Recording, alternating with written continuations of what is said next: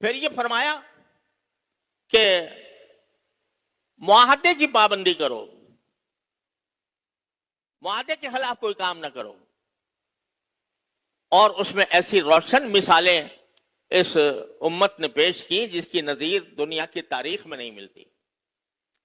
حضرت معاویہ رضی اللہ تعالیٰ عنہ بڑے زبردست حکمران تھے، اور روم کی جو طاقت تھی اس کو انہوں نے اس کی طاقت توڑی تھی، لیکن وہاں کے کچھ لوگوں کے ساتھ کچھ دنوں کے لیے جنگ بندی کا معاہدہ ہو گیا تھا۔ یعنی یہ وعدہ ہو گیا تھا کہ اتنی مدت تک ہم آپس میں جنگ نہیں کریں گے۔ جنگ بندی، چونکہ حضرت معاویہ بڑے سیاسی مدبر تھے، اس لیے انہوں نے یہ کیا کہ جنگ بندی جس تاریخ میں ختم ہو رہی تھی اس سے ایک دو دن پہلے اپنی فوجیں لا کر سرحد پر ڈال دی، اور یہ کہا کہ بھائی جنگ بندی کی معاہدے کی تو خلاف ورزی کرنی نہیں ہے، لیکن جو ہی مدت ختم ہو تم فوراً دشمن پر حملہ کر دینا، تاکہ وہ اچانک اس کے اوپر حملہ ہو تو وہ اس کا مقابلہ نہ کر سکے۔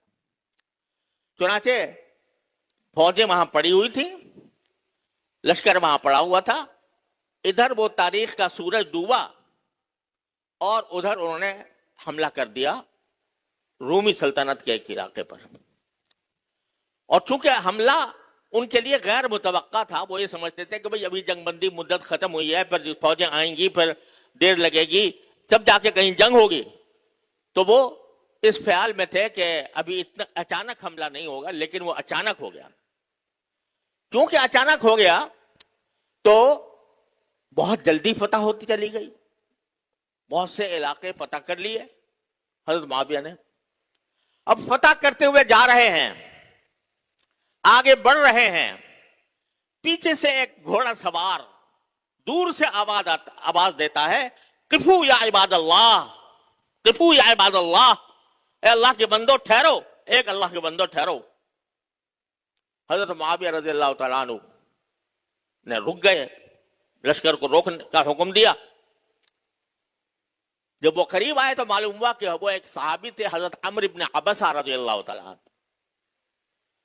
انہوں نے کہا کہ یہ آپ نے جو اقدام کیا ہے کہ جنگ بندی کے فوراً بعد اچانک حملہ کر دیا، یہ رسول کریم صلی اللہ علیہ وسلم کے ارشاد کے خلاف ہے۔ کیوں؟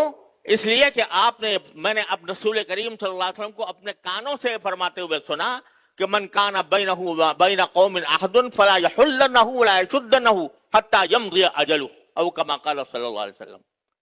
میں نے اپنے کانوں سے رسول اللہ صلی اللہ علیہ وسلم کو یہ فرماتے ہوئے سنا ہے کہ جب کسی قوم کے ساتھ کوئی معاہدہ ہو جنگ بندی کا، تو اس مدت میں اس قوم کے خلاف فوجی تیاری بھی جائز نہیں ہے۔